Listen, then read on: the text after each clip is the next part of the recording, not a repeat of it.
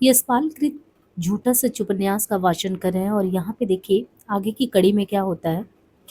दंगे छुरेबाजी और आग का जैसा आतंक चारदीवारी के भीतर पुराने शहर में था, वैसा अनारकली, ग्वाल मंडी, निम्बत रोड और माल रोड पर नहीं था। वहां टांगी मोटरसाइकिलें और पैदल पूर्वज चलते दिखाई दे रहे थे। शरबत, फल, गंडेरी, सब्जी और मिठाई बेचने वाले हिंदू और मुसलमान फेरी वालों की पुकार भी पूर्वज सुनाई दे रही थी। हाँ, पुरानी शहर के भीतर की घटनाओं का आतंक यहाँ भी लोगों पर था। किसी समय कुछ भी हो सकने की उम्मीद थी, परंतु कनक के 1.25 महीने की विरह से व्यथित मन में केवल पुरी की ओर उसकी निर्दय रुखाई का ही ध्यान था। अपने मन के दुख की तुलना में कनक को छुरे और आग से आतंकित लोगों का दुख भी क्षुद्र जान पड़ता। सोचती थी मरने से क्या डरना। कुछ दिन उसने मान से प्रतीक्षा की कि पुरी के आने पर बोलेगी नहीं, केवल आंसू बहा बहाकर पुरी की ओर देखकर उसकी निर्दयता का दंड उसे देगी। पर पुरी ना आया तो कनक का मान परास्त हो गया। अब वो पुरी को खोजने के लिए बावली हो उठी। कनक की अवस्था किसी मेले में मालिक से बिछुड़े गए कुत्ते जैसी हो रही थी, जो मालिक को ढूंढने के लिए सब ओर सूंघता और भटकता रहता। कनक को पुरी के नौकरी पर लात मार देने और उसकी प्रशंसा में मजदूरों की सभा द्वारा प्रस्ताव पास करने के समाचार मिल चुके थे, परंतु स्वयं पुरी से नहीं, सुरेंद्र और जुबेदा से ये भी मालूम हो गया था कि पुरी सब कुछ छोड़कर हिंदू मुस्लिम एकता के लिए मंजूर नरेंद्र सिंह और दूसरे कॉमरेडों के साथ काम कर रहा है। ये सब बातें सुरेंद्र ने ऐसे ध्वनि में कही मानो कॉमरेडों की विजय की घोषणा कर रही हो और वह पुरी को कनक की अपेक्षा अधिक जानती हो। 1942 के मतभेदों के कारण कनक के मन में कम्युनिस्ट के प्रति अब भी कुछ विरक्ति थी। कनक के लिए ये इतना दारुण दुख था कि पुरी से मिल पाने के लिए, उसका समाचार जानने के लिए सुरेंद्र और जुबेदा से मिलना पड़ा। तारा से वो कुछ पता ले सकती थी, परंतु दंगे के कारण पुराने शहर के भीतर से लड़कियां प्रायः कॉलेज नहीं जा पाती थी और तारा की शहर के भीतर से लड़कियां प्रायः जो है कॉलेज नहीं जा पाती। ऐसे में तारा की परीक्षा की तैयारी के कारण भी उसे कॉलेज से अवकाश था। कनक अपनी बेबसी पर गहरे निश्वास पर कैद रह जाती। आंसू बहाना उसकी प्रकृति में नहीं था, इसलिए उसका दुख हल्का भी नहीं हो पाता। पुरी के त्याग और साहस के कारण उसके प्रति कनक की श्रद्धा पूर्व इच्छा बढ़ गई थी और पुरी उसकी उपेक्षा कर रहा था। कनक को सुरेंद्र की बहुत चिपटने और चंचल चवल करते रहने की आदत पसंद नहीं थी। जुवेदा फिर भली थी, स्वभाव से गंभीर और केवल काम की बात करने वाली। उन दोनों ने अपने काम के प्रति कनक की सहानुभूति देखी तो उसके यहाँ आने जाने लगी। सुरेंद्र तो कनक का मकान अपने घर के मार्ग में होने के कारण दूसरे तीसरे आकर कुछ समाचार दे जाती। बात बात में कहेगी, पुरी भाई यूनिटी पर बोलते हैं तो कमाल कर देते हैं, हमारे यहाँ बहुत देर तक बात करते रहे। ये आघात कनक के लिए और असहनीय हो गया कि पुरी उसके मकान के समीप से निकल गया और उसके यहाँ आया तक नहीं। सोचती आखिर उसे कौन अपराध हो गया। वह भी हिंदू मुस्लिम एकता और नागरिक शांति के लिए प्रयत्नों में भाग लेने के लिए तैयार की, और पुरी कहता तो। कनक ने सुरेंद्र से पुरी के 30 मार्च के जुलूस में शामिल होने के दौर स्टूडेंट फेडरेशन की ओर से ब्रैडला हॉल में उपाख्यान दे जाने की बात प्रातः ही सुन ली थी। वो तांगा लगाकर दोनों बार कॉमरेडों से घिरे पुरी के समीप से गुजरी, पर आंखें तक ना मिल सकी। जब धैर्य संभव नहीं रहा तो सोचा पत्र ही लिख दे। भोला पांडे की गली का पता मालूम था, परंतु साहस नहीं हुआ। पत्र जाने किसके हाथ में पड़े। पुरी से सुन चुकी थी कि उसके माता पिता आधुनिक विचार के नहीं हैं। कनक के मन में यह संदेश हुआ, अवश्य किसी ने उसके विरुद्ध पुरी के कान भर दिए होंगे। ये संदेह उसे सुरेंद्र से पुरी की इतनी अधिक प्रशंसा सुनकर सुरेंद्र के प्रति ही हुआ। सुरेंद्र ने ही उसे 2 बार ग्वाल मंडी चौक में कांता के देवर के साथ देखा था और देखकर मुस्कुरा भी दी थी। ये तो राजेंद्र नैयर के साथ कार में जाते हुए कनक ने एक बार ट्रिब्यून के दफ्तर के पास पुरी को भी देखा था, पर तब भी आंखें ना मिल पाई थी। राजेंद्र कभी कभी आकर कनक को बहन के यहाँ मॉडल टाउन ले जाता था। कनक को राजेंद्र जरा भी अच्छा ना लगता था। वह होजियरी के व्यापार और वृक्ष के अलावा कोई बात जानता ही नहीं था। कनक को दैनिक पत्रों पर सरसरी निगाह डाल लेने की आदत थी। पैरोकार में नागरिक समाचारों के स्तंभ में उसने देखा, भोले पांडे की गली में आग और बमबारी। समाचार था कि बम फेंककर आग लगा दी गई थी और जांच पड़ताल करने वाली पुलिस ने भोला पांडे की गली के ही कुछ लोगों को गिरफ्तार भी कर लिया। कनक समाचार पढ़ ही रही थी कि पंडित जी प्रातः दफ्तर में कुछ जरूरी काम देख रहे थे। कनक ने जाकर पिता को समाचार सुनाया और याद दिलाया कि पुरी जी भोला पांडे की गली में ही रहते हैं। अच्छा, ओहो। गिरधारी लाल जी ने आंखों पर से चश्मा उतार कर मेज पर रख दिया और थोड़ी पकड़कर अप्रत्याशित समाचार के प्रति चिंता से बोले, बहुत दिन हो गए, पुरी का तो कुछ समाचार ही नहीं मिला। स्वयं ही उत्तर भी दे दिया, अपने काम में उलझा होगा। He is very hard working good boy. पिता की उपेक्षा से हाथ होकर कनक ने कहा, हम लोगों को कुछ पता तो जरूर लेना चाहिए। पता? पंडित जी ने खोपड़ी को जाते हुए कहा, हाँ पता जरूर लेना चाहिए, मगर गलियों में ढूंढना जरा मुश्किल होगा। खैर, विधि चंद किसी काम से लोहारी दरवाजे गए जाएगा तो उसे कहेंगे कि भोला पांडे की गली से पता लेते हैं। पंडित जी ने फिर पढ़ने वाला चश्मा आंखों पर लगा लिया। कनक ने मन ही मन अपना माथा पीट लिया और लौटकर सोचने लगी क्या करे। कुछ मिनट बाद फिर आकर पिता से कहा, पिताजी मुझे शांति भसीन के यहाँ जरूरी काम है, खाने के समय तक लौट आऊंगी। कहाँ कहाँ बेटा, इस हालत में अकेले कहाँ जाओगी। पिताजी यहाँ समीप निस्पत रोड पे क्या डर है, अभी लौट आऊंगी। कनक ने कपड़े बदले घर से निकली, ग्वाल मंडी के बाजार से टांगा लिया और सालमी के भीतर बोला पांदे की गली के लिए चल दी। मच्छी अड्डा के तंग बाजार में टांगा गली के सामने प्रतीक्षा में खड़ा नहीं रह सकता था। कनक ने टांगे का नंबर देख लिया और उसे जरा आगे रंग महल के चौक में जाकर प्रतीक्षा करने के लिए कह दिया। गली में एक टांग पर ठीकरी का खेल खेलते बच्चों ने दौड़कर उसको जयदेवपुरी और तारा के मकान का जीना दिखा दिया। 2 दिन पूर्व संध्या समय बाबू राम जोया और जयदेव में तारा के विवाह के संबंध में बातचीत में गर्मागर्मी हो जाने के बाद घर में सभी के चेहरे लटक गए थे। उसके तुरंत बाद गली पर आक्रमण की घटना ने अपनी विभीषिका से राम जोया और जयदेव की बातचीत के प्रभाव को घर के लोगों के मन पर कुछ फीका कर दिया था, परंतु उस बात के लक्ष्य तारा के लिए ये नहीं हो सका। तारा के लिए रामजोया की बातें अभी भी मृत्यु की खाई के समान उसे निगल जाने के लिए सामने फैली हुई थी। तारा को भी भाई का ही भरोसा था, परंतु उस दिन जयदेव के पांव लड़खड़ा गए थे। पुरी ने बाद में भी तारा से कहा था कि परीक्षा की तैयारी ना छोड़े। मन चिंता में डूब रहा था, तब भी तारा पुस्तक हाथ में लिए कोठरी में दीवार के साथ चटाई बिछाकर लेटी हुई पढ़ने का यत्न कर रही थी। प्राय सभी लड़के अपने घरों में साधारण ही कपड़े पहने रहती। तारा कपड़ों की कमी के कारण घर में ऐसे ही कपड़ों से निर्वहन कर लेती जो बाहर जाते समय पहनने योग्य नहीं होते। मन खिन्न, सिर और शरीर में हल्का दर्द भी होने के कारण इस समय अवस्था और भी पुअर सी लग रही थी। कंघी भी ठीक नहीं की थी। घर में कोई मर्द भी नहीं था, इसलिए कंघों पर दुपट्टा भी नहीं था। पुस्तक सामने जरूर थी, परंतु मन जाने कहाँ उसका भटक रहा था। बार बार सोमराज की परीक्षा से निकाल जाने और उसके 4 दीवारी बाहर के बाग में घूर घूर कर देखने की घटनाओं से याद आ रही थी। उसकी तुलना में असद की बातें, क्या विश्वास, बिरादरी और संप्रदाय के भेद की खाई को लाग सकोगी। और अपना उत्तर, आप हाथ पकड़ेंगे तो लाग ही जाऊंगी। इस संकट में उसका मन असद से मिलकर परामर्श कर मार्ग निश्चय करने के लिए व्याकुल था। तारा को जीने में कदमों की आहट सुनाई दी। सोचा पुष्पा या सीता रतन की माँ के यहाँ जा रही होगी। तभी जीने की ओर से सुनाई दिया, तारा बहन। तारा ने लेटे ही लेटे गर्दन मोड़कर जीने की ओर देखा। कनक का चेहरा झांक रहा था।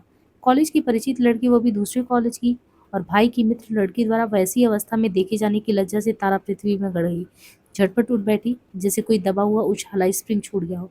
कहना ही पड़ा, आओ आओ, पीढ़ी लाती हूँ, ठहरो एक पल। तारा ने अपने साथ चटाई पर बैठने से कनक के कपड़े मैले हो जाने और मसले जाने की आशंका से कहा। कनक के बाहर जाने के लिए पहने कपड़ों से अभी तक ताजगी की आब और आल मारी की सुगंध मिटी नहीं थी। नहीं नहीं, ठीक तो है। कनक ने तारा को कोने से पकड़कर चटाई पर खींच लिया और धम से चटाई पर बैठकर पीठ दीवार से लगा ली। तारा अपनी गरीबी के उगड़ जाने से वैसे ही संकुचित अनुभव कर रही थी, जैसे व्यक्ति अपने किसी दोस्त के प्रकट हो जाने से गर्दन झुका लेता है।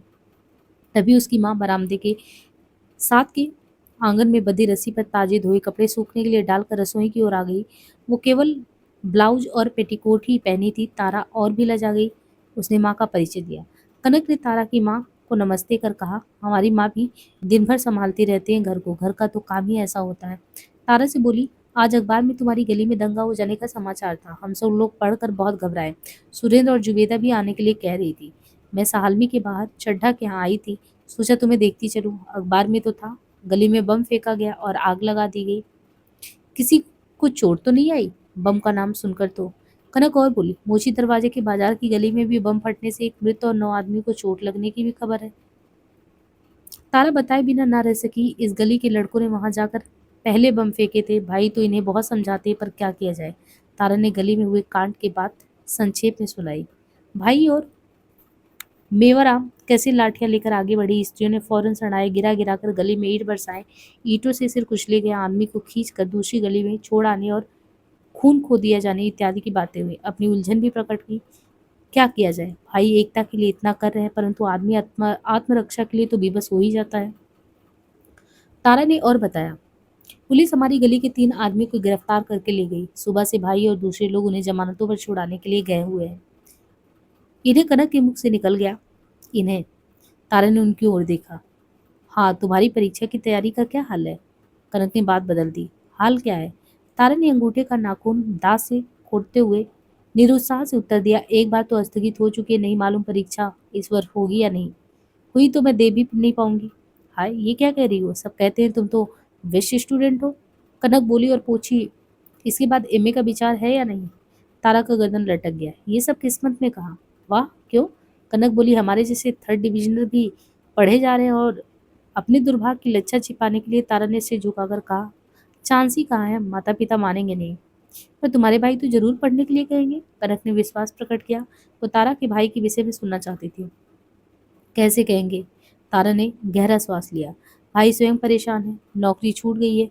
तुम्हें तो मालूम ही होगा घर की हालत पहले ही कौन सी अच्छी थी। भाई किसी पब्लिशर से अनुवाद का काम ले आते, परंतु अनुवाद करे या शांति रक्षा का काम करे, ये तो भाई किसी न किसी समय काम कर ही डालते। मुनव्वर के यहाँ से अनुवाद का काम लाए थे, 150 का काम करके ले गए। 3 चक्कर लगाए तो आधा रुपया उसने दिया, और ऐसे हालात में काम करने का उत्साह भी क्या हो। तारा कनक के सामने भाई की योग्यता की सराहना आवश्यक समझती थी। कहती गई, यो भी जब से नौकरी छूटी है भाई का मन बहुत खिने रहता है। पैरोकार के एडिटर ने 1 महीने की तनख्वाह दबा ली है। भाई मांगने भी नहीं गए। भाई की आदत है, कष्ट चाहे सह ले, अपमान नहीं सह सकते। जानती हो घरों में बीशियों झगड़े चलते ही रहते हैं। उन्हें कोई कुछ कह देता है तो और भी परेशान हो जाते हैं। तुम उनकी योग्यता तो जानती हो, परंतु अवसर ना मिले तो क्या करे। कनक पुरी द्वारा न्याय और आदर्श के लिए नौकरी पर लात मार देने के लिए उसके प्रति श्रद्धा करती थी। पुरी के नौकरी छोड़ देने के समाचार का उसके मन ही मन में उसने स्वागत किया। नौकरी छोड़ देने के दूसरे पक्ष का उसने अनुमान ही नहीं किया था। मानो जयदेव पैरोकार की नौकरी केवल साहित्यिक शौक के लिए कर रहा था। तारा से उसका आभास पाकर कनक ने गहरी वेदना अनुभव की, लज्जा भी अनुभव की कि उसे इस पक्ष का ज्ञान क्यों नहीं था और ऐसी अवस्था में वो क्यों जयदेव से इतनी दूर रही। तारा को सहसा याद आया, तुम्हारे लिए लस्सी मंगाऊं? तुम्हें तो शायद चाय की आदत है। नहीं नहीं, कुछ नहीं। कनक ने तारा को रोकने के लिए उसके कंधे पर हाथ रख दिया। आज नाश्ता बहुत देर से किया है। हाँ, पानी 1 गिलास पी लूंगी। तारा ने उषा को पुकारा। हरी कहाँ गया? बर्फ मंगा ले। उषा भी घर से बाहर जाने योग्य कपड़े में नहीं थी। तारा ने सुझाया, विजय को कह दे या पीतो को आवाज दे ले। कनक कहती रही, बर्फ नहीं, घड़े का पानी दो, मेरा गला ठीक नहीं है। उषा ने रसोई में कपड़े धोने में व्यस्त माँ से बर्फ के लिए 1 पैसा मांगा। माँ ने बर्फ की आवश्यकता का कारण पूछकर कहा, अलमारी के ऊपर के खाने में रुमाल में बंधे रखे, 1 पैसा ले लो। कनक ये सब देखकर पूरी की कठिनाई का अनुमान लगाकर वो सिहर रही थी। उसने फिर बात शुरू की, पिताजी उन्हें पुरी जी को बहुत याद करते हैं। तारा के कानों ने तुरंत पकड़ा। इन्हें उन्हें और उसे अच्छा लगा। वो सुनती गई। पिताजी उनके लिखने की तो बहुत ही प्रशंसा करते हैं। कई बार कहा भी है कि कई दिन से आए नहीं। तारा बोल पड़ी, बहन भाई को फुर्सत ही कहाँ मिलती है। अदायरा मुनव्वर ने एक बहुत जरूरी काम के लिए कहा है, परंतु वाह। कनक ने तुरंत उलाना दिया, सुरेंद्र के यहाँ तो जाते हैं। जुवेदा और सुरेंद्र कह रही थी तुम दोनों को हमारे यहाँ आने की फुर्सत नहीं मिलती। भाई माना हम लीडर नहीं है, छोटे आदमी, पर हमारा मकान भी तो रास्ते में है। सच बताओ कब आओगे तुम दोनों? हाय, क्या कह रही हो? तारा कनक की वेदना समझकर बोली। भाई का जितना आप लोगों से परिचय है उतना किसी दूसरे से कहाँ है। शांति आंदोलन के लिए जाना पड़े तो दूसरी बात है। शहर के भीतर जो हालात है तुम जानते हो। मैं तो कहीं आती जाती नहीं। भाई को परसों तो उधर जरूर ही जाना होगा। रेलवे यूनियन के कॉमरेड इब्राहिम का आदमी अभी कुछ देर पहले आया था। परसों 3 बजे के लिए भाई को पार्टी ऑफिस में बुलाया गया है। कनक ने कलाई पर घड़ी देखी और चलने के लिए उठ गई। चलूं, टांगे वाला परेशान हो रहा होगा, पर बहन परीक्षा तुम्हें देनी होगी। पुरी जी से नमस्ते जरूर कहना और पिताजी का संदेश भी कि याद करते रहे। कनक को जेब खर्च के लिए 20 और कंचन को 15 रुपए मासिक मिलते थे। यहाँ जो कनक थी उसको 20 रुपए महीने के और 15 रुपए उसकी जो बहन थी कंचन को मिलते थे। कंचन की दृष्टि में ये अन्याय था, परंतु पंडित जी दुलार में उत्तर देते, बेटा तुम कन्नी से 3 बरस छोटी छोटी हो तो। इस पर भी कनक कंचन 2 बार रुपए जब तक उधार मांग ही लेती और बचत पंडित जी को ही पूरी करनी पड़ती। कंचन अपने रुपए जमा करती रहती थी। लड़कियों को कपड़े के लिए पंडित जी कभी भी रुपए देने से इनकार नहीं करते थे, फिर भी कंचन अपनी जमा में से खरीद कर प्रसन्न होती थी। कनक और कंचन को अप्रैल का जेब खर्च मिले। 10 दिन बीत गए थे। दंगों के कारण कनक ने कॉलेज न जा पाती और न दूसरी जगह, इसलिए अभी 17 रुपए बटुए में थे। पिछली सांझ कांता आई थी तो कनक को 15 रुपए दे गई थी कि सफेद वायल की साड़ियों के लिए अच्छी सी लेस खरीद ले, और 30-32 रुपए से क्या होता है। 1.5 दिन सोच सोचकर कनक सकुचाते हुए दोपहर बाद दफ्तर में पंडित जी के पास पहुंची। दफ्तर में विधि चंद भी बैठा था। कनक ने बहुत धीमे स्वर में पंडित जी से बैठक में आकर बात सुन लेने के लिए अनुरोध किया। पंडित जी की बैठक में आकर पूछने पर कनक ने लज्जा और खेद से चेहरा लटका कर कहा, जुबेदा ने मुझे शांति रक्षा कमेटी के लिए 70 रुपए रखने के लिए दिए थे, मुझसे कहीं गिर गए हैं। ओहो, ये तुमने क्या किया बेटा? किसी की अमानत कभी नहीं रखनी चाहिए। रुपए रखने के लिए ले लिए जाए तो सावधान रहना चाहिए। You must realise your responsibility. कब की बात है? उस दिन जब मैं उसके साथ गई थी। 7-8 दिन की बात है। तो अब तक क्यों नहीं कहा? कहीं घर में रखकर तो नहीं भूल गई? कैसे मालूम रास्ते में गिरे? Are you sure? पिताजी ने अपनी थोड़ी पकड़कर पूछा। उस दिन पर्स नहीं ले गई थी, कनक ने उत्तर दिया और संकेत कर बताया, रख लिए थे, पहले तो कभी गिरे नहीं। ये बहुत बुरी बात है। It is bad. Pandit ji ने खेत से कहा, जुबेदा यहाँ आएगी तो मुझसे लेकर दे देना और आइंदा ख्याल रखना। You should learn to keep money. Kanak ने सिर झुकाए कहा, परसों मैं शांति भसीन के यहाँ गई थी तो जुबेदा मुझे चौक में मिल गई थी। मैंने आज के लिए कह दिया कि स्वयं उसके यहाँ पहुँचा दूंगी। उसने आज बुलाया भी है। अच्छा, मैं देता हूँ। पंडित जी ने दफ्तर में लौट मेज के दराज से चाबी निकाल कर बेदीचंद को दी और तिजोरी में से 70 रुपए निकाल कर जमाते हुए एक बार फिर सावधान रहने का उपदेश देकर दोहरा दिया। जुबेदा को रुपया देकर मुझे इन्फॉर्म कर देना कि दे दिए हैं, समझे बेटा। तारा ने कहा था कि पुरी को मंगलवार के 3 बजे कम्युनिस्ट पार्टी के ऑफिस में जरूरी काम से बुलाया गया है। वो लौटेगा किस समय, ये कैसे अनुमान किया जा सकता था। कनक जुबेदा के यहाँ जाने के लिए कहकर 2:30 बजे की चौधियाती धूप में घर से निकल पड़ी। बाजार में तो जलाती दोपहर की धूप का सन्नाटा। दुकानदार औंधा रहे थे। छाया धूप के आतंक से साइबानों के नीचे और मकानों की दीवारों के साथ साथ हाथ भर जगह में सिमट आई थी। खोचे वाले सूर की गरड़ों से आतंकित हो सिमट गए थे। उनकी गणेरी, तरबूज और फर्फ के शरबत की पुकारें चुप हो गई थी। सड़क पर बिछा तारकोल धूप से नरम हो गया था। कनक उस नरम तारकोल पर अपनी सैंडल के चिन्ह बनाती हुई पूरी से राह में नील पाने के लिए चौक की ओर बढ़ती जा रही थी। पार्टी ऑफिस मैकलोड रोड पर निस्बत रोड के चौराहे के समीप था। सालमी से वहां पहुंचने के लिए निस्बत रोड का ही रास्ता था। कनक ने मन में दृढ़ निश्चय कर लिया था, जैसा भी होगा पूरी से मिलेगी। पूरी से कहने के लिए मन में कितनी ही बातें थी। कनक घर से निकल ग्वाल मंडी के सामने मेडिकल कॉलेज के फाटक तक गई। 3 बजने में भी 25 मिनट थे। दुविधा में थी कि सो जाए। निश्चय किया पहले टांगा लेकर निस्बत जाएगी। यदि जयदेव सो जाता हुआ मिला तो फिर टांगे पर सालमी की हो जाएगी। वह एक टांगे की ओर बढ़ ही रही थी कि हॉस्पिटल रोड पर पूरी उसी ओर आता दिखाई दे गया। कनक उसके समीप पहुंचने की प्रतीक्षा में टांगे के समीप खड़ी रही। पूरी सामने दूर नजर लगाए कुछ सोचता जा रहा था। समीप आने पर कनक ने पुकार लिया, नमस्ते। कहाँ चले जा रहे हैं, देखना भी नहीं चाहते। पूरी पुकार सुनकर सहसा सहम गया। नमस्ते, आप हैं? देखना क्यों नहीं चाहता? मैं जरा पार्टी ऑफिस में जा रहा था। पूरी कनक के अपने यहाँ आने की बात सुन चुका था। उसने तारा से कनक के आने बैठने उसने क्या देखा और उसे जो बात हुई सब खोद खोद कर पूछ चुका था। कनक उसकी गरीबी देख आई थी। इस बात से वह और भी संकुचित हो गया था। पूरी ने अपनी बात दोहराई, एक जरूरी मीटिंग है, पहले मेरे साथ चलिए। कनक ने आग्रह किया। कहाँ? आपसे बात करनी है। आओ, कुछ दूर तक चलते चलते बात कर लेंगे। जयदेव ने मान लिया। नहीं, ऐसे बात नहीं हो सकेगी। देखिए ना धूप।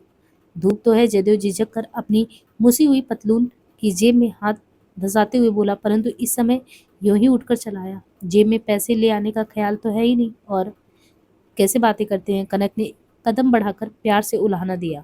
ये बटुआ नहीं है। कनक ने हाथ का बटुआ दिखाया। है तो। पुरी ने संकोच से स्वीकार किया, परंतु मैं मीटिंग में जा रहा हूँ। मैंने ही उन लोगों से मीटिंग करने का अनुरोध किया था। कुछ भी हो, थोड़ी देर के लिए चलिए, मैं तो आपकी प्रतीक्षा में ही खड़ी थी। पुरी निरुत्तर हो गया। पूछा, कहाँ चले? जहाँ आप चाहें। स्टैंडर्ड में। दुविधा में इधर उधर झाँक कर जयदेव बोला, मैंने कहा ना, मैं जेब में। आपको हो क्या गया है? ये सब किसका है? कनक का स्वर भीग गया। पूरी परास्त हो गया। उसने टांगे वाले से बात की। कनक और वह टांगे पर बैठ गए। टांगा माल रोड की ओर चल पड़ा। पूरी ने टांगे वाले की ओर घूम कर कहा, माल रोड नहीं, मैकलोड रोड चलो। और कनक की ओर देखकर बोला, मैकलोड रोड पर विनस में बैठ लेंगे, वहां से मुझे पार्टी ऑफिस नजदीक रहेगा। कनक ने गर्दन झुकाकर स्वीकार कर लिया और पूरी की ओर देखकर पूछा, आपको हो क्या गया है? क्यों, क्या हुआ है? या मैं आपसे या मैं आप कब से हो गई? यानी जब उन्होंने कहा कि आप तो वही तुम से आप कैसे हो गई? चलिए बैठकर ही बताऊंगी। कनक ने आवेश बस में करने के लिए बाएं हाथ से टांगे की छत का चौकटा पकड़ लिया। पूरी दाएं से चौकट पकड़कर संभालने के बारे में सोचने लगा। विनम में दोनों एक छोटे केबिन में बैठे। कनक ने भीतर आते ही कहा, चाय मंगवा लीजिए। और पूरी ने बैरे के भीतर झांकते ही कह दिया, चाय। आपको हो क्या गया है? कनक ने आर्द्र स्वर में अपना प्रश्न दोहराया। क्यों? आप क्यों समझते थे मैं मर गई हूँ? हाथ कभी न छोड़ने की प्रतिज्ञा ऐसे ही निभाया जाता है। 1.5 महीने तो मुझसे भागते रहे क्यों? कनक की आंखों से मेज पर टप टप आंसू गिरने लगे। पूरी सर्वथा असहाय हो गया। बैरे की किसी भी क्षण लौट आने की आशंका थी। स्वयं उसका गला भर आया। कनी, क्या कर रही हो? बैरा आता होगा। कनक बटुए में रुमाल निकालकर आंसू पोंछने लगा। यानी जो कनक थी बटुए में से रुमाल निकालकर आंसू पोंछने लगी। कनी, मेरी स्थिति और मेरे दृष्टिकोण से भी तो देखो, पूरी ने समझाया। क्या देखूं? मुझे क्यों बेखबर रहा? मुझे किसी विश्वास की योग्य नहीं समझा? मुझे इसी योग्य समझा? प्लीज पहले आंसू पोंछो। तो यानी उसको समझाता है, और पुरी ने अनुरोध किया कि कनक ने 2 अवसरों पर पूरा के प्रति जो पुरी के प्रति दिखाई उपेक्षा की शिकायत का अवसर ही नहीं दिया। बाहर में केबिन के किवाड़ पर बैरे का हाथ पकड़ने और ट्रे में चाय के बर्तन खनकने की आहट हुई। कनक ने बटुआ खोल लिया और बैरे की ओर पीट कर कर उसमें कुछ ढूंढने लगी। बैरा चाय और पेस्ट्री का स्टैंड मैच पर रखकर चला गया। कनक के आंसू बराबर उमड़ रहे थे। पुरी ने अपने भर आए गले को संभाल कर कहा, तुम समझती हो मैंने उपेक्षा की? तुम नहीं जानती मैंने कितना सहा। तुमसे दूर रहना मेरे लिए कितनी यातना थी। तुम मेरी स्थिति से भी देखा तुमने। तुम तक पहुंचने के लिए मैंने जो जीना बनाना शुरू किया था वो गिरा दिया गया। मैं इस समय लोगों की दृष्टि में बेरोजगारी की और नित्य पेट के लिए टुकड़ा जुटाने की चिंता की तिरस्कृत अवस्था में हूँ। कनक ने टोक दिया, क्या क्या कह रहे हो? कौन नहीं जानता? नौकरी पर तो आपने स्वयं न्याय और सत्य के लिए लात मार दी। सभी ये जानते हैं और आपका आदर करते हैं। सहदेव चम्मच से चाय हिलाता हुआ बोला, नौकरी पर लात मार दी है या मैं उसके लिए विवश हो गया था? कुछ भी हो, यदि कोई स्त्री बलात्कार से बचने के लिए कुएं में कूद पड़े तो ये क्या उसका सुख समझा जाएगा? नौकरी छूट जाने का परिणाम मेरे आदर्शों के कारण बदल तो नहीं गया। ये भी सत्य है कि आज पहले से अधिक कमा सकता हूँ, परंतु बेनाम होकर ये क्या कम व्यवस्था है? आदर्श के लिए त्याग क्या साधारण बात है? आदर्श भी क्या पूरा हो रहा है? एकता की अपील के लिए ये सब कुछ हुआ, और पिछले सप्ताह रात को आत्मरक्षा के लिए या गली के लोगों का साथ देने के लिए मुझे लाल झूठी लाठी लेकर जाना पड़ा। याद कर रोंगटे खड़े हो जाते हैं। ये भी जानता था कि दोस्त अपनी गली के ही लोगों का था। आपने स्वार्थ के लिए तो कुछ नहीं किया। यही तो मेरी कमजोरी और अयोग्यता है। समाज में स्थान और आदर पाने के लिए स्वार्थ पूरा कर सकना चाहिए। ये आप कैसी बातें कर रहे हैं? लोग तो आपके इस त्याग के लिए आपका और भी आदर कर रहे हैं। मैं तो आपके चरणों की धूल को भी पवित्र समझती हूँ। ये तुम्हारे अपने हृदय की विशालता है, मैं उसी के योग्य नहीं समझता। यानी वो कहते हैं कि मैं उसके योग्य अपने आप को नहीं समझता। ताने ना मारो, तुम्हारे पाँव पड़ती हूँ। मुझे जो स्थान दे चुके हो वो वापस नहीं ले सकते। प्राण चाहे ले लो, मुझे दूर नहीं कर सकोगे। मैं समीप आ सकने की योग्य नहीं रहा, इसलिए समीप आने का साहस नहीं कर सकता। इसी यत्न में हूँ कि फिर तुम्हारे समीप आ जाऊं। मैं ये नहीं चाहता कि मेरा तुम्हारा समीप आना तुम्हारे अपमान का कारण समझा जाए। आप कैसी बातें करते हैं? कनक ने खिन्नता से कहा, यदि हमारे विवाह के बाद आपकी नौकरी छूट जाती तो मुझे छोड़कर चले जाते। पुरी को कनक की बात अच्छी लगी। बोला, पहले विवाह के योग्य तो हो जाऊं। क्या कह रहे हैं? अन्याय की दुहाई देने के स्वर में कहते हुए कनक ने जयदेव की आंखों में देखा। ये क्या अभी फिर सोचना है? क्या इरादे हैं? आंसू फिर बहाए। आंसू तो पोंछो, जयदेव ने द्रवी स्वर में अनुरोध किया। नहीं पोंछूंगी, नहीं पोंछूंगी, तुम्हें क्या परवाह है? कनक ने ओठ काटते हुए उत्तर दिया। आंसुओं की धाराएं उसके गालों पर बहती रही। पुरी को कनक के सामने की कुर्सी पर से उठकर उसकी ओर आना पड़ा। कनक का सिर हाथों में लेकर उसने आस्तीनों से उसके आंसू पोंछे। कनक ने कोई विरोध नहीं किया। पुरी का रोम रोम पंटकित हो रहा था। उसने झुककर कनक की आंखें चूम ली। कनक सिहर उठी और उसने अपना सिर पुरी के कांधे में टिका दिया। पुरी रह नहीं सका, उसने कनक के ओन भी चूम ली। कनक अपनी बाह पुरी की कमर पर रख मान से बोली, क्यों ऐसे हो? पाड़ी ग्रहण और क्या होता है? मैं रो रो कर मर जाऊंगी। हाथ नहीं पकड़ चुकी, करने से पहले सोच लेना था। अब जो होना था हो चुका। उसके आंसू भीगे चेहरे पर मुस्कान आ गई, जैसे ओस से लदे हुए फूलों पर प्रभात की किरणें पड़ जाए। मैं तो हाथ पकड़ चुका हूँ, परंतु अपने पिताजी से पूछा है? जयदेव ने प्रश्न किया। पिताजी से पूछना क्या है? आपने बात की होती तो आप देखती कि मैं क्या करती। पिताजी ने भी कोई बात नहीं चलाई। मैं तो चाहती हूँ कि बात चले। पिताजी तो सोचने हैं, पहले एमए कर लूँ। एमए कर ही लो। मेरे लिए तो अभी विवाह की बात सोचने का समय दूर हट गया है। फिर कैसी बात करते हैं? कनक मान से झुझलाई। अब घर में बात साफ हो जाना ठीक है। हमसे ऐसे नहीं निपटा। चोर क्यों बने? क्यों, क्या बात है? यही कि लोगों के सामने छिपाते रहना। घर में लोग भांपने लगे हैं। भापेंगे नहीं? कौन क्या कहते हैं? कहते हैं या गुरु का आदर नहीं, कुछ और भावना है। कनकपुरी की आंखों से आंखें मिलाकर मुस्कुरा कर बोली, कौन कहता है? तुम्हारा जीजा? जीजा जी कहते हैं और सब भी कहेंगे। क्यों नहीं कहेंगे? तुमने क्या कहा? हाँ है। मैं तो कहने लगी थी, परंतु आपसे पूछ नहीं लिया था, इसलिए अपने आप को दबा लेना पड़ा। कह दिया। क्या फिजूल बातें करते हैं? पर ये कैसे चलेगा? तभी तो मुझे उन लोगों के सामने ऐसे दिखाना पड़ता है कि कुछ खास बात नहीं है। आपसे यह भी नहीं कह सकी कि इतना जल्दी क्यों चले जा रहे हैं, कब आएंगे? बात हो जाए जैसे बहन की हो गई थी। फिर प्रतीक्षा भी करनी पड़े तो करेंगे। पूरी कुछ पल सोचकर बोला, not just at this moment. कुछ समय और ठहर जाओ, मैं जल्दी ही स्थिति संभाल लूंगा। पर अब मिलोगे तो? हमारे यहाँ आएंगे आप? पिताजी से क्यों बात नहीं करते? आपकी कहानियों का एक संग्रह उनके पास है। पिताजी से क्या बात करूं? उनके सामने ये कहूं कि मैं अपदार्थ हूं, अपने पैरों पर खड़ा होने योग्य भी नहीं। आप अपनी लड़की ऐसे आदमी को सौंप दीजिए। अपदार्थ होने का क्या मतलब? कनक ने इस शब्द के प्रति विरोध प्रकट किया और बोली, जैसे आते जाते थे, आने जाने में क्या हर्ज है, जरूर आना। ऐसी अवस्था में मेरा मन कतराता है। आप कहें तो मैं भी शांति आंदोलन में काम करूं, सप्ताह में एक दो बार तो मिलना ही चाहिए। आ जाया करो, परंतु क्या बनेगा मुझे आशा नहीं है। लोग कांग्रेस लीग और सभा की बात मानेंगे या हमारी। मैं ये भी सोच रहा हूँ कि यहाँ काम ना मिले तो दिल्ली चला जाऊँ। दिल्ली जाएंगी इतनी दूर? पत्र तो लिखते रहेंगे ना। पत्र में लिख क्या पाऊंगा? अपने स्वास्थ्य का समाचार। मेरे लिए सांत्वना के दो सब। मैं तो इन दिनों भी पत्र की प्रतीक्षा करती रही। आ ना सको तो पत्र जरूर मिलना, लिखना। अच्छा, पूरी की नजरें कैबिन के पार्टीशन के ऊपर से दीवार पर लगी घड़ी की ओर गई। उसने अपनी कलाई की घड़ी की ओर देखा और बोला, 4 बज रहे हैं। मीटिंग में लोग क्या कह रहे होंगे? मैंने ही तो मीटिंग के लिए कहा था। पूरी ने बेरे को बुलाने की घंटी का बटन दबा दिया। ये मीटिंग मेरे लिए अच्छी सौत बन गई। मुस्कुराहट मुस्कुराकर कनक ने कहा और अपनी बात पलटी। महाराज, हमें सौत भी मंजूर है, चरणों में स्थान तो रहे। बटुए में से उसने कुछ 10 के नोट और दो 5-5 के निकाल कर पुरी की ओर बढ़ा दिए। ये क्या? 2 का एक नोट दो।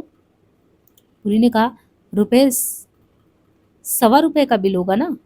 रख लो, काम आएंगे। पुरी का चेहरा गंभीर हो गया। मेरा बिल लेकर आ गया था। पुरी ने 2 का एक नोट बिल की तसरी पर रखकर कहा, चेंज लाओ। और उसके फिरती लेने जाने पर कनक ने बोला, नहीं मुझे नहीं चाहिए। ऐसी क्या बात है? कनक ने अनुरोध किया। रख लीजिए, मेरे कहने से रख लीजिए। पुरी ने और गंभीर होकर कहा, यह ठीक है कि तुम्हें मेरी कठिनाई मालूम है, मुझे आवश्यकता है, परंतु इन्हें लेने से मुझे और भी अधिक कष्ट होगा। इसका अर्थ होगा मैं अपना असमर्थ स्वीकार कर लूं, और अब वास्तव में पैसे का संकट उतना नहीं है जितना अनएम्प्लॉयड समझे जाने का। मेरे पास यूं ही पड़े हैं। तुम आवश्यकता से अधिक चीज को फेंक रही हो, मैं दीन हूं इसलिए उठा लूं। कनक सुख चुका कर बोली, कैसी बात कह देते हैं? मेरे आत्मसम्मान को ठेस मत पहुंचाओ, पुरी ने अंग्रेजी में कहा। मेरा चेंज ले आया। जयदेव ने तसली में 4 आने बख्शीश को छोड़कर शेष सब कनक के सामने रख दिए। कनक को बहुत दुखित मन से सब रुपए पैसे अपने बटुए में डाल लेने पड़े। रेस्तरां से निकलकर जयदेव ने कनक के लिए ग्वाल मंडी लौटने के लिए टांगा बुला दी और स्वयं कम्युनिस्ट पार्टी के ऑफिस की ओर चल गया। कनक टांगे में ग्वाल मंडी लौट रही थी तो इतने दिन बाद जयदेव से अच्छी तरह समीप होकर मिल लेने का संतोष था, परंतु साथ ही एक नई टीस मन में उठ गई थी। इन्होंने मेरे रुपए लेने से इनकार क्यों किया? मैं इनकी हूं तो मेरे रुपए इनके ही नहीं? क्या केवल इसलिए कि मैं नारी हूँ मुझे उनके लिए कुछ करने का, संकट बताने का कोई अधिकार नहीं? रुपए इन्हें लेने होंगे, नहीं लेंगे तो उनके सामने फर्श पर माथा पटक कर सिर तोड़ लूंगी। विवाह की बात क्या हम दोनों नहीं कमाएंगे? तब भी क्या मेरे रुपए और अपने रुपयों का भेद करेंगे? कनक भर पहुंची तो बैठक में मुद्दू बाबा कंचन को सितार सिखा रहे थे। बाबा सप्ताह में 2 बार आते थे। सितार के शोर से दफ्तर में बिगना पड़े, इसलिए पंडित जी बैठक और दफ्तर के बीच का दरवाजा बंद करवा लेते। कनक सीधी जीना चढ़कर अपने कमरे में चली गई। कपड़े बिना बदले ही पलंग पर बिछे मलंग पोस्ट पर लेटकर दाई बाह का तकिया बनाकर बाई बाह माथे पर रखकर आंखें मूंद ली। वह अभी पूरी द्वारा रुपए अस्वीकार कर देने की निष्ठुरता के विषय में सोच ही रही थी कि नीचे बैठक में बाबा गत को द्रुत में पूरा कर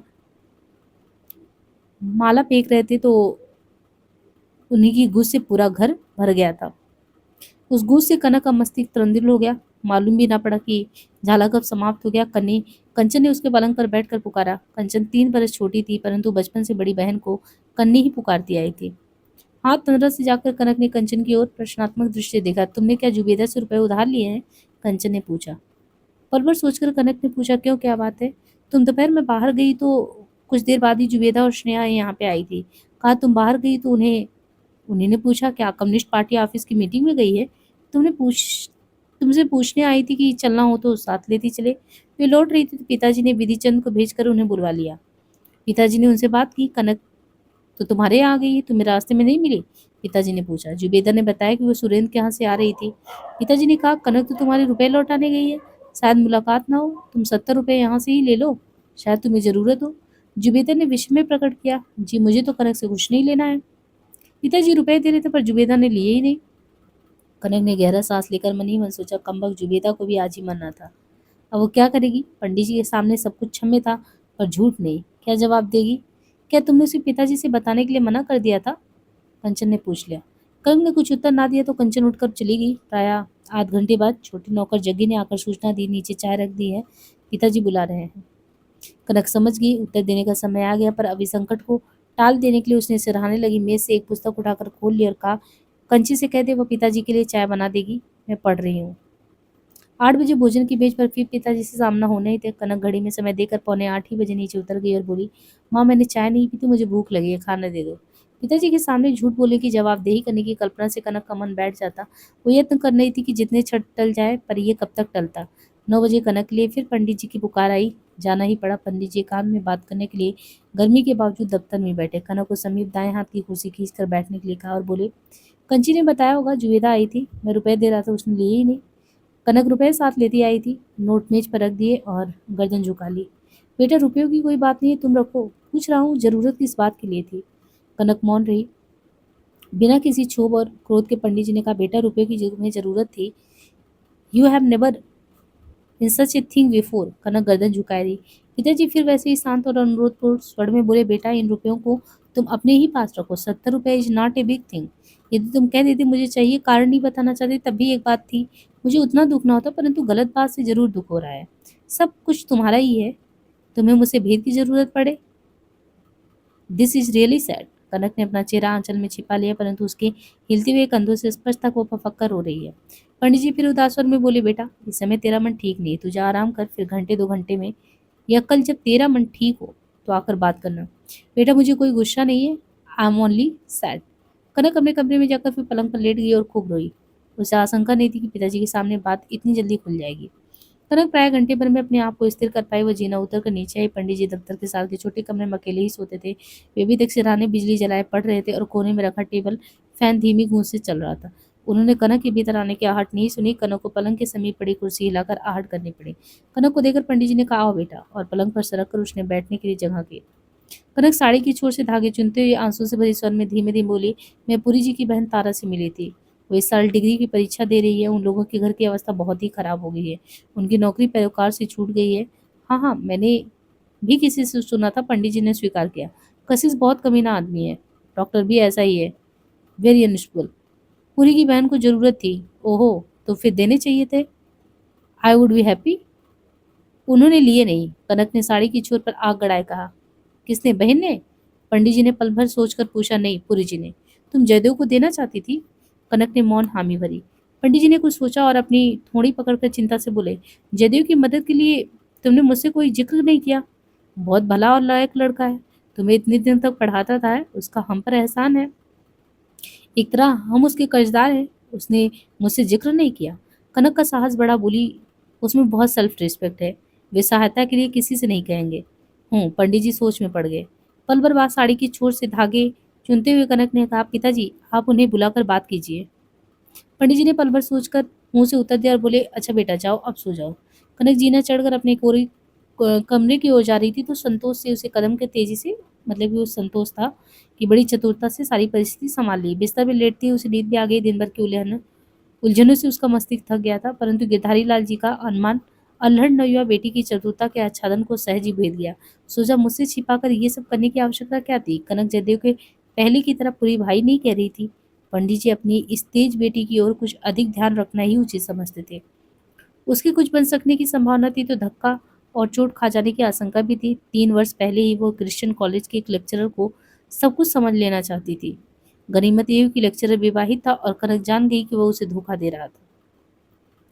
पूरी मंगलवार के दिन कम्युनिस्ट पार्टी के दफ्तर में हुई मीटिंग के परिणाम से संतुष्ट था। अगले ही दिन से रेलवे यूनियन और स्टूडेंट फेडरेशन ने शांति स्थापना के लिए कॉमरेड इब्राहिम के नेतृत्व में शांति के लिए जंगी आंदोलन, मिलिटेंट पीस मूवमेंट आरंभ कर दिया। इतने बड़े जुलूस ना लीग के निकले थे और ना एंटी पाकिस्तान लीग के। जुलूस के पैरों से इतनी धूल उड़ती कि धूल का एक वितान सा जुलूस के ऊपर ऊपर चलता रहता। कांग्रेस लीग, अकाली हो, जमहूरी वजारत कायम हो, हिंदू सिंह मुस्लिम भाई भाई, फिरका परस्ती मुर्दाबाद और सल्तनत मुर्दाबाद के नारे इतनी धमकी से लगाए जाते कि सुनने वाले शांति के उपदेश के साथ फिसाद न करने की चेतावनी और धमकी भी अनुभव करते।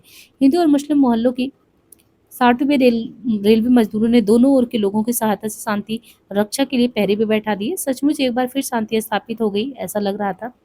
पूरी दायरा मुनव्वर के यहाँ से लाए हुए इतिहास की पाठ्यपुस्तक के संकलन के काम में तन मन से लग गया। गर्मी के कारण वह रात में खुली छत पर सोता था। जो ही पढ़ने लिखने लायक प्रकाश होता वो काम पर लग जाता। प्रोफेसर शाह द्वारा बताई 3 पुस्तकों को मिलाकर नई पुस्तक लिखने का काम सरल नहीं था। प्रातः 6 से 11 तक की बैठक में पढ़ लेता। वो कठिनाई से 5 या 6 पृष्ठ का मसविदा ही लिख पाता। इतिहास की इस पुस्तक के संकलन में तारा सहयोग दे सकती थी। इतिहास उसका भी विषय था, परंतु तारा उर्दू लिखना जानती नहीं थी। शांति रक्षा का आंदोलन चल ही रहा था। पूरी जुलूस और सभाओं में अब कम ज्यादा था। दोपहर बाद भी 3-4 पृष्ठ का काम कर लेता। मन में इच्छा थी जल्दी अदायरा मुनव्वर से 550 रुपए लाकर दिखा दे तो पिता और ताऊ के सामने कुछ कह सकने का उसका अधिकार हो।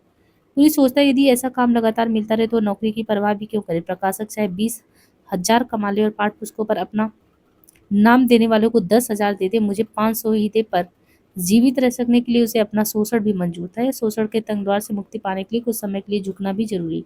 वो झुक जाने के लिए भी तैयार हो गया। नगर में शांति जान पड़ती थी। पूरी तन्मयता से अपना मार्ग बनाने का यत्न कर रहा था, परंतु तारा की मानसिक वेदना और बेचैनी बढ़ती जा रही थी।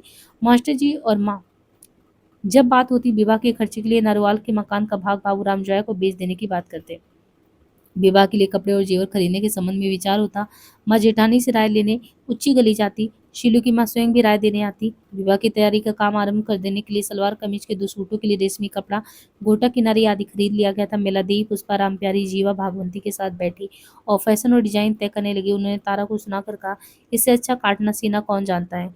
अपनी चीज अपने शौक से खुश ही है, इससे अच्छी बात और क्या हो सकती है। आजकल जवान लड़कियां स्वयं ही अपना दहेज तैयार करती है, इसमें शर्म क्या है। तारा को लग रहा था जैसे उसका कफन तैयार किया जा रहा है। सब तैयारी करके एक दिन उसका गला घोट कर उसका शरीर इस कफन में लपेट कर एक गुंडे के हवाले कर दिया जाएगा। भाई देख रहा है और चुप है। नहीं नहीं, ऐसा नहीं होने दूंगा, ये घर ही छोड़ देना होगा। ये लोग मुझे निकाल रहे हैं तो मैं ये क्या करूँ यहाँ पे। इन्होंने कहा था परिवार, बिरादरी, विश्वास और संप्रदाय की खाइयों को लाख सकोगे। मैंने कहा था आप हाथ पकड़ेंगे तो लाओगे। पूरे काम में ऐसे जुटा कि कहीं जाता ही नहीं था। तारा मन ही मन छटपटाती, प्रतीक्षा करी थी कि भाई आंदोलन में जाए तो वो भी साथ जाए और उनसे बात निश्चय करे। 11 बज गए थे पूरी अब तक, परंतु छत पर बरसाती में बैठा इतिहास की पुस्तक के काम में तन्मय था। उसने ऊपर जाकर नए पब्लिकेशन से विधि चंद के आने की सूचना दी। पुरी ने नीचे कोठरी में जाकर अलगनी पर बड़ी कमीज पहनी और व्यस्तता का प्रमाण फाउंटेन पेन हाथ में लिए गली में उतर कर विधि चंद से मिला। विधि चंद ने पंडित गिरधारी लाल का संदेश दिया कि आपको कहानियों के संग्रह के संबंध में बात करने के लिए पंडित जी ने याद किया है। जरूर आए। पुराने परिचय के आधार पर यह भी कह दिया, पंडित जी ने तो परसों ही संदेश देने के लिए कहा था, मैं आ नहीं सका। हो सके तो आज ही आ जाएगा। भाई काम में बहुत फंसा हुआ, आज तो मुश्किल है। पूरी कलम से सिर खुजलाते हुए बोला, अदायरा मुनव्वर की किताब जल्दी देने का वादा है। अगर आज शाम उस तरफ आना हुआ तो आ जाऊंगा। ऊपर लौटकर पूरी ने उषा से कहा, उषा मेरी एक कमीज और पैंट तो धो दे, और तारा से अनुरोध किया, ये धो देगी तो तुम मासी या पुष्पा के यहाँ से प्रेस कर लेना। उसी जल्दी से धो दे। तारा तुरंत बोली, मैं अच्छी तरह से प्रेस कर दूंगी। माई मैं भी साथ चलूंगी। कनक यहाँ आई थी, मुझे भी उसके यहाँ हो आना चाहिए। मुझे सुरेंद्र से मिले भी कितने दिन हो गए, क्या कहती होगी। तारा को सुरेंद्र क्या असद के मिल सकने की संभावना थी। सब लोग इधर उधर घूम आते हैं, मैं महीने भर से कहीं नहीं गई। बहुत हुआ तो बस पुष्पा के यहाँ ऐसा जान पड़ता है घुटने से जुड़ गए हैं। अच्छा, पुरी के मुख से निकल गया, परंतु ख्याल आया तारा का कनक यहाँ आना जाना ठीक नहीं रहेगा। इस आने जाने से अपना दारिद्र्य और हीनता ही ज्यादा प्रकट होगा। तारा यदि अपने अनिश्चित विवाह के संबंध में बात कर बैठे तो वे लोग हमारे विषय में क्या सोचेंगे। बोला, पंडित गिरधारी के यहाँ मैं 5 मिनट से ज्यादा नहीं ठहरूंगा। एक बार पार्टी ऑफिस में जाना चाहता हूँ, कल परसों। फिर सही, तुम सुरेंद्र के यहाँ हो आना। पार्टी ऑफिस का नाम सुनकर तारा की इच्छा और भी उत्कट हो गई। बोली, भाई तो क्या हर्ज है, पार्टी ऑफिस में भी चली चलूंगी। वहाँ जुबेदा तो होगी ही ना। नहीं, उस भीड़ में तुम क्या करोगी, पुरी ने डाल दिया। तारा के मन पर चट्टान सा आ पड़ा, कुछ ना बोल सकी लड़की। जो भी गहरा सांस लेकर सोचा, कल परसों ही सही, सुरेंद्र के साथ पार्टी ऑफिस तक जाकर भी देख लूंगी। कहने से क्या लाभ। पुरी को गिरधारी जी का संदेश मिला, इसलिए दफ्तर के दरवाजे से ही प्रवेश किया। पंडित जी ने बरखुरदार तुम तो ईद के चांद हो गए कहकर स्वागत किया। सेहत का हाल पूछा और बोले, कशिश और डॉक्टर राधे बिहारी बहुत खुदगर्ज और मौकापरस्त लोग हैं। ईमानदार नौजवानों को उनके साथ काम कर सकना मुमकिन ही नहीं है। फिर चश्मा आंखों से उतार कर सावधानी से एक को रखकर ढोड़ी रगड़ते हुए बोले, तुम्हारे उस कलेक्शन के बारे में। हाँ भाई, विधि चंद बीच में विधि चंद को संबोधन किया, भाई वो पुरी जी का कलेक्शन तो निकाल देना। पंडित जी फिर पुरी की ओर घूमे, कहानियां तो बहुत अच्छी है, बहुत ऊंचे पाए की है। दरअसल फनकार की टैलेंट का टैम छोटी कहानी में होता है, शॉर्टर दी बेटर। लेकिन बरखुरदार कहानियों के लिए मार्केट नहीं है। चीज कितनी बेशकीमत हो, मार्केट नहीं है तो क्या दाम मिल सकते हैं। जी, जयदेव ने निराशा की गंभीरता से स्वीकार किया। कहानियों का मार्केट तो, पंडित जी थोड़ी रगड़ते हुए बोले, स्टोरी मैगजीनों ने खत्म कर दिया। मेरा मतलब वे 10 या 11 कहानियों का मजमूआ 5-6 आने में दे देते हैं। उनका खर्चा और मुनाफा तो इश्तहारों से निकल आता है। अगर कहानियों का मजमूआ साया करे तो 1.5-2 रुपए कीमत तो रखेंगे, ये कौन खरीदेगा। It is bad, very bad. अच्छे लिखने वालों की मुसीबत है। स्टोरी मैगजीन में नए लिखने वालों को मुफ्त ही अपनी कहानी छपवाकर खुश हो जाना पड़ता है। स्टाफ में 2 आदमी अंग्रेजी से तर्जुमा करने के लिए रख लिए हैं। एक दो स्टोरिया तुम्हारे जैसे अच्छे फसानबीरों से ली, 20-25 दे दिए। उनका 150 माहवार में अच्छा खासा स्टोरी कलेक्शन हो गया। It is a great interest to writer. हमने तो ये सब करके देख लिया। It is very sad. पूरी सोच रहा था पंडित जी ने व्यर्थ ही बुलाया है। बैठक में कनक के पहुंच जाने का आभास मिल गया था। सोच रहा था ये बात समाप्त करे तो कनक से 2 बात कर सके। बात समाप्त कर देने के लिए पूरी ने पंडित जी का समर्थन किया। वजह फरमाते हैं आप। कनक रह न सकी, बैठक की ओर के दरवाजे में आकर उसने पुरी को नमस्ते से पुकार कर लिया और कह दिया, बैठक में भी आइएगा, बैठी हूँ। कौन, कन्नी? पंडित जी ने पूछा और अपना हाथ अपनी महीन हमवार बाल कटी खोपड़ी पर फेरते हुए बोले, दरअसल तो अब मार्केट है सिर्फ टेक्स्ट बुक के लिए। लोगों में अदब का शौक रहा ही नहीं। शौक कहाँ से हो, निहायत जरूरियात ही पूरी नहीं होती, किताबें क्या खरीदे। अलबत्ता नावल के लिए कुछ मार्केट है। मिस्टर पुरी कोई अच्छा नावल सजेस्ट करिए। अंग्रेजी का नहीं, उसका माहौल विदेशी रहता है। हमारी पब्लिक में वो रम नहीं पाएगी। हिंदी का या बांग्ला का हिंदी तर्जुमा, लेकिन हो अच्छा। लेट मी टेल यू, क्या नाम था उसका? तुम्हारी राय से ही तो कंची ने मंगवाया था। मुझे कुछ हिस्से सुनाए थे। That is very good. रेत की नींव, जदयू ने याद दिलाया। हाँ हाँ, रेत की नींव, रेत की नींव, पंडित जी ने मुस्कुरा कर कहा। टाइटल भी पुरमायने हैं। मुझे तो कंची ने कुछ पोर्शन सुनाए थे, लेकिन बाकी भी दिलचस्प है, बहुत दिलचस्प है, पुरी ने विश्वास दिलाया। और पर्पजफुल भी है, सार्थक है। शोकन राष्ट्रीय का सबसे अच्छा लेखक माना जाता है। हिंदी में अनुवाद भी बहुत अच्छा हुआ है। अच्छा, ये बात, इट्स ए ट्रांसलेशन। भाई बिधिचंद, कहना कंची से कि वो नॉवेल रेत की नींव पुरी की ओर देखकर, ठीक है ना? हाँ, जरा दे दे। इस समय तो तुम उसका तर्जुमा करने के लिए फुर्सत निकाल ही लोगे। पंडित जी ने पुरी से पूछा, टाइम तो होगा। मैं आजकल अदायरा मुनब्बर का कुछ काम कर रहा हूँ, पुरी ने उत्तर दिया। एक text book, that is good, that's fine. Pandit ji ने पूछा, किस मजमून की? हिस्ट्री की, पुरी ने बताया। काम बहुत मुश्किल है। यूनिवर्सिटी का प्रोफेसर साथ टेक्स्ट बुक कमेटी का मेंबर है, वही लिखवा रहा है। आयर की जगह नाम उसी का जाएगा। दैट बैड, पंडित जी ने दुख प्रकट किया। वो पब्लिशर से 5-6 हजार लेगा और तुम्हें 400-500 देगा। यही होता है, सब यही करते हैं। जी, पुरी ने लज्जा से स्वीकार किया मजबूरी। और ऐसे काम में तुम बहुत वक्त लगता है। ढंग से किया जाए तो 3-4 महीने भी कम है। This is a cruel. लेकिन पब्लिशर भी क्या करे, वरना किताब टेक्स्ट नहीं बन सकती। तुम एक काम कर सकते हो, तो मैं ख्याल रखूंगा, दैट इज गुड। हाँ, पंडित जी विधि चंद की ओर घूमकर उसके हाथ से पुस्तक लेकर बोले, कितने सर्फ हैं? किताबें उन्हीं ने फिर विधि चंद को लौटा दी। 368, विधि चंद ने देख कर बताया। 368, 360। एंड पंडित जी ने कुछ सोचते हुए कहा और पुरी से पूछा, बच्चा मिस्टर पुरी, ये बताओ कि हिंदी से उर्दू में बहुत बढ़िया सलीस तर्जुमे का क्या रेट है आजकल? पुरी को याद आया, मुनव्वर के यहाँ से उसने अंग्रेजी के उपन्यास का उर्दू अनुवाद 8 आना प्रति पृष्ठ लिया था। पुरी ने पल भर सोचा, जैसे ठीक ठाक याद कर रहा हो, और लेखकों तथा अनुवादकों की प्रतिष्ठा और उनके प्रति न्याय व विचार से कह दिया, 1 रुपया पेज। पंडित जी ने सुनकर विस्मय प्रकट किया, ये कुछ ज्यादा नहीं? हिंदी के पेज में तो 25-26 सत्रें होती है। इस रेट में तो अंग्रेजी से तर्जुमा हो सकता है। It is not. आप सही फरमा रहे हैं, पुरी ने स्वीकार किया। अक्सर इससे कम भी हो जाता है, लेकिन आपने बहुत अच्छे तर्जुमे के बारे में दरियाफ्त फरमाया है। कोई नामवर अनुवादक ज्यादा भी उम्मीद कर सकता है। 12 आना पेज ठीक नहीं होगा। 12 आना भी बुरा नहीं है, मैं समझता हूँ मुनासिब है। तर्जुमा करने वाले पर भी मुनस्सर है। नो नो, ये काम तो बरखुरदार तुम्हें ही करना होगा, किसी से हम नहीं कराएंगे। इसलिए तो तुम्हारी पसंद का नॉवेल हमने चुना है, कि तुम काम में दिलचस्पी ले सको। मैं आपका हुक्म पूरा कर दूंगा, लेकिन मेरे लिए उजरत का क्या सवाल है? No no, that's not proper. काम की जरूरत तो होनी ही चाहिए। तुम्हारे काम और मेहनत का मुनासिब दाम होना चाहिए। हाँ बिधिचंद भाई, 12 आने पेज के हिसाब से 368 पेज का क्या बनेगा? जी, 276 रुपये बनते हैं। बिधिचंद ने पेंसिल से कागज पर हिसाब लगाकर बताया। पुरी को भी सोचने के लिए समय मिल गया। बोला, पंडित जी मेरा विचार है, ये काम मुनव्वर की पुस्तक से पहले ही कर डालूं। बाद में उसमें पूरी तरह लग जाऊंगा। बरखुरदार, जिस तरह तुम्हें मुआफिक बैठे, दिल करे, एज यू लाइक। पंडित जी ने उत्तर दिया और बिधिचंद से पुस्तक लेकर जयदेव के सामने रख दिया और बोले, चेक दे दूं? पर बैंक जाने की परेशानी होगी। बिधिचंद भाई, 100 रुपये तो पुरी जी को दे दो और एक छोटी सी रसीद बनवा लो एडवांस के तौर पे। पंडित जी ने हंसी आ जाने की कार उड़ गए गालों से भिज गई आंखों से पुरी की ओर देखकर कहा, यू डोंट माइंड? ये सब तो बिजनेस के कायदे होते हैं। इनकम टैक्स वाले ऐसे परेशान कर देते हैं, क्या बताए तुम्हें। हृदय में भर आए उल्लास की कारण पूरी के लिए स्वाभाविक ढंग से बोल पाना कठिन हो रहा था। कुछ रुधे गल से उसने कहा, पंडित जी रुपयों की इतनी जल्दी जरूरत क्या है, हो जाएगा, रहने दीजिए। अरे बरखुरदार, मैं क्या नहीं जानता? हंसी से रेंगते स्वर में पंडित जी ने कहा, खूब जानता हूँ। तुम्हें रुपए की कोई परवाह नहीं। तुम तो मोती आदमी हो। खैर, हिसाब तो हिसाब है। पुरी ने रसीद को बिना पढ़े बेपरवाही से उस पर हस्ताक्षर कर दिया और 10-10 के 10 नोट पंडित जी के हाथ से लेकर बिना गिने लजाते हुए पतलून की जेब में रख लिया। गिन तो लो भाई, पंडित जी ने आग्रह किया। इट्स ऑल राइट, जयदेव मुस्कुराकर आपका हुक्म मजा रहा हूँ।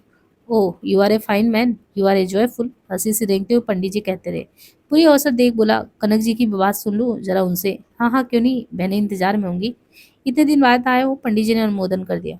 पूरी बैठक में आया तो कनक प्रतीक्षा में थी। उसकी आंखों और चेहरों पर उल्लास का गुलाबी वन फूट पड़ रहा था। उससे देख पूरी खिल उठा। कनक सोफा के किनारे बैठी थी, पुरी उसके समीप की कुर्सी पर बैठ गया। कनक ने मान का अभिनय करके कहा, हम नहीं बोलते, हमारे कहने से तो नहीं आया ना, पिताजी ने बुलाया तभी आए, हमारी परवाह किसे है, चाहे मर भी जाए। कंचन भी आ गई। ओहो पुरी भाई जी, कितने दिन बाद आए। कनक ने उसे चाय बनवा कर ले आने के लिए भेज दिया। पुरी को जेब में से 100 रुपए अच्छे लग रहे थे, परंतु यह भी सवाल था कि कनक की सिफारिश पर पंडित जी ने उस पर कृपा करने के लिए या कनक को मुफ्त पढ़ाने का ऋण उतारने के लिए ही तो रुपए नहीं दिया। कनक से पूछा, तुमने पिताजी से अनुवाद के संबंध में कोई बात की थी? इस बारे में मुझसे कोई बात नहीं हुई, कनक ने गंभीर होकर कहा। पुरी को संतोष हो गया कि पंडित जी ने अनुवाद का काम उसे दया करके नहीं, उसकी योग्यता के काट दिया। इतनी देर तक क्या क्या बातें होती रही, हम तो यहाँ आंखें लगाए बैठे थे। कनक ने उला न दिया। पुरी को उत्तर देने से पहले ही पंडित जी बैठक में आ गए और बोले, अरे पुरी जी के लिए चाय भी नहीं मंगवाई? कनक ने उत्तर दिया, कंची लेने गई है। पंडित जी कनक के समीप सोफा पर बैठ गए और पंजाब और लाहौर की स्थिति पर बात करने लगे। सप्ताह भर से शांति थी, परंतु उन्हें भविष्य अच्छा नहीं दिखाई दे रहा था। पंजाब में लीग, कांग्रेस और अकाली दल के संयुक्त मंत्रिमंडल बन सकने की संभावना जिन्ना साहब के निर्णय से समाप्त हो गया। जिन्ना साहब का निर्णय था, यदि कांग्रेस केंद्रीय मंत्रिमंडल के आधे स्थान मुस्लिम लीग को देकर शेष आधे में कांग्रेस और गैर मुस्लिमों को भी स्थान देने के लिए तैयार न हो, तो पंजाब में मुस्लिम लीग अकाली दल से जाए समझौता कर ले, कांग्रेस के साथ सहयोग नहीं कर पाएगी। पंडित जी ने मत प्रकट किया, भाई लीग तो अफसर डिमांड करेगी ही। इटली ने उन्हें बढ़ावा जो दे दिया है, लीग जिस तजवीज में शामिल नहीं होगी उसे ब्रिटिश सरकार मंजूर नहीं करेगी। जब आप डेमोक्रेसी की बात करते हैं तो लीग और कांग्रेस का क्या सवाल, जो मेजोरिटी में हो उसकी बात मानिए। पुरी ने पंडित जी का समर्थन किया। पंडित जी के बीच में बैठे रहने का कारण, कनक और पुरी मन से बातें नहीं कर सकते थे। पुरी कब तक बैठा रहता, उसने चलने की आज्ञा चाहिए। कनक बोल उठी, जरा ठहरिए। पिताजी की ओर घूमकर उसने कहा, पिताजी मैं साहलमी तक पुरी जी के साथ चली जाऊं, सल्ला शर्मा से कुछ काम है। अच्छा बेटा, पिताजी का कहना पड़ा, जल्दी लौट आना। कनक तुरंत कमीज सलवार दुपट्टा बदल कर आ गई। पुरी के साथ बाजार में आती उसने फिर पूछा, पिताजी से क्या क्या बातें हुई बताए? कुछ खास नहीं, बस अनुवाद के बारे में। आजी जैसे हमने सुना नहीं। कनक ने जदों की ओर कटाच किया, क्या सुना? You are a fine man, you are a jewel. Kanak ने तिरछी निगाहों से पुरी की ओर देखा। वे तो ऐसे ही कह रहे थे, पुरी ने संकोच और पुलक से कहा, वैसे ही क्या, ठीक कह रहे थे, आपके पीछे भी तो आपकी प्रशंसा करते हैं। किस बात के लिए, क्या बात हुई थी? पुरी ने आग्रह से पूछा। कनक के लिए बात छिपाना कठिन हो गया। ग्वाल मंडी के चौक तक आकर उसने कहा, बताती हूँ, पैदल पैदल बात करते हुए चले, जरा घूम भी आएंगे। सूर्य मिलों तक दूर तक फैले ऊंचे मकानों की ओट में रावी की क्षितिज पर पहुंच चुका था। सूर्यास्त की किरणें केवल ऊंचे मकानों के शिखरों तक थी। कनक ने बहुत संभाल कर पिताजी से जुबेदा को देने के लिए रुपए मांगने और अपनी अनुपस्थिति में जुबेदा पहुंचने की घटना सुनाकर कहा, मैं विचित्र स्थिति में फंस गई, बताए बिना कोई चारा ही नहीं था, परंतु पिताजी ने आपके बारे में बहुत आदर से बात की और आपकी प्रशंसा भी की। पूरी की गर्दन लटक गई। बोला, परंतु मैं कोई सहायता नहीं चाहता था। दया एक बात है और आदर दूसरी बात है। दया की जाती हुई तो आदर नहीं हो सकता। मुझे अनुवाद का काफी काम मिल गया है। मैं तो चाहता था कि पिताजी को बिताए बिना ही अपनी कठिनाई सुलझा कर उनकी दृष्टि में तुम्हारे योग्य बन जाता।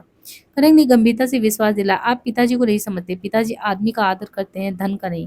वे कई बार कहा करते हैं, अपनी योग्यता का भरोसा करो, जायदाद और पैसे का नहीं।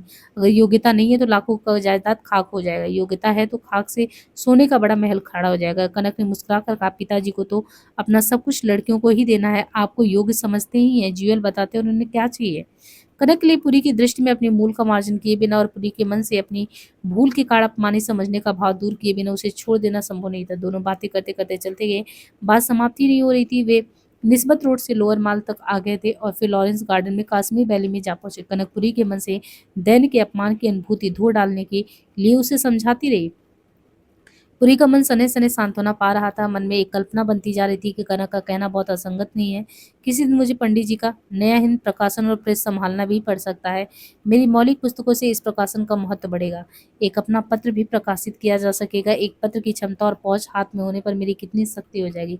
उस समय करमचंद कशिश और डॉक्टर राधे बिहारी को पूछू सकूंगा क्यों। दोनों गहरी बातों में डूबे थे। कनक को समय का ख्याल आया। पुरी ने घड़ी देकर बताया, 8 बजा चाहते हैं। कनक सिहर उठी, इतनी देर हो गई। याद आया बहन और जीजा प्रतीक्षा कर रहे होंगे, परंतु कश्मीर वैली की अंगूर की घने बितान से छाई बीती समीप थी। कनक के कदम उस ओर बढ़ गए। प्रकाश से बचकर उसने पुरी के दोनों हाथ अपने हाथों में लेकर पूछा, अब तो नाराजगी नहीं है ना? नहीं, नाराजगी क्या, तुम स्थिति को समझती हो। कनक पुरी की ओर बढ़ गई। उसके सीने से सटकर पूछा, सच कहो। पुरी ने उसे बाहों में ले लिया और उसके आगे बड़े ओठ को अपने ओठों से मौन उत्तर दे दिया। दोनों एक दूसरे का हाथ थामे तेज कदमों से बाग के बाहर निकल गए। टांगे की हड्डी की ओर बढ़ गए। पुरी ने पूछा, हमें इस प्रकार देखकर आने जाने वाले क्या समझते होंगे? ठीक ही समझते होंगे, है ना? कनक ने उत्तर दिया। बाकी हम नेक्स्ट पार्ट में देखेंगे। आज के लिए इतना ही, धन्यवाद।